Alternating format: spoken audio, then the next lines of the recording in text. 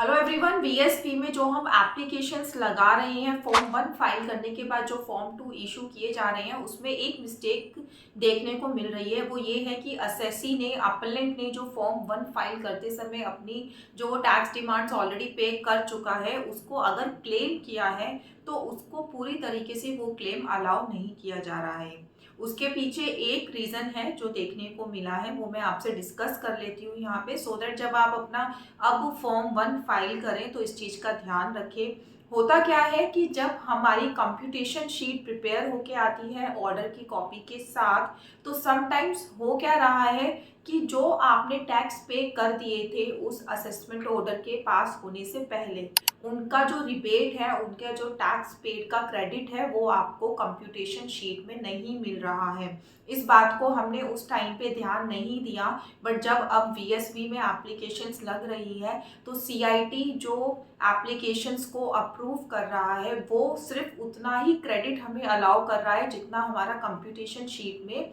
हमारे assessing officer ने या फिर जो भी हमारी असेसिंग अथॉरिटी थी जिसने वो ऑर्डर पास किया था उन्होंने हमें अलाउ किया था। तो उसमें जो चलान्स उन्होंने मेंशन नहीं किए थे ऑर्डर में, बाय मिस्टेक वो चलान उनसे रह गए थे, तो उन चलान्स का क्रेडिट हमें भी नहीं मिल पा रहा है जब हम वीएसवी में अप्लाई कर रही हैं। तो उसके लिए आपको करना क्या है, आपको सबसे पहले अपने ऑर्डर की कॉपी को रेक्टिफाई कराना है, अपने असेसिंग ऑफिसर के पास एप्लीकेशन लगानी है या फिर जो भी अथॉरिटी ने आपका वो ऑर्डर पास किया था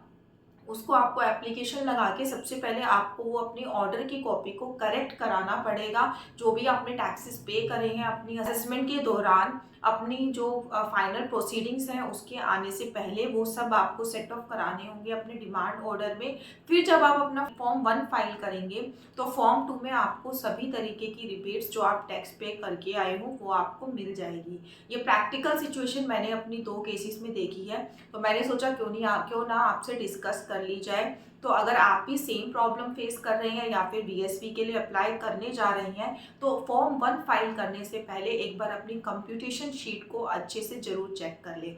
तो थैंक यू सो मच। इसी तरीके की अपडेट्स के लिए टैक्स स्मूथ को फॉलो कर लीजिए और अगर अभी तक भी सब्सक्राइब नहीं किया है तो जल्दी से सब्सक्राइब भी कर लीजिए। अगर इस स्कीम से रिलेटेड आप हमारी सर्विसेज अवेल करना चाहते हैं तो नंबर आपको जो है स्क्रीन पे दे दिया गया है, आप इस नंबर पे हमसे कॉन्टेक्ट कर सकते हैं।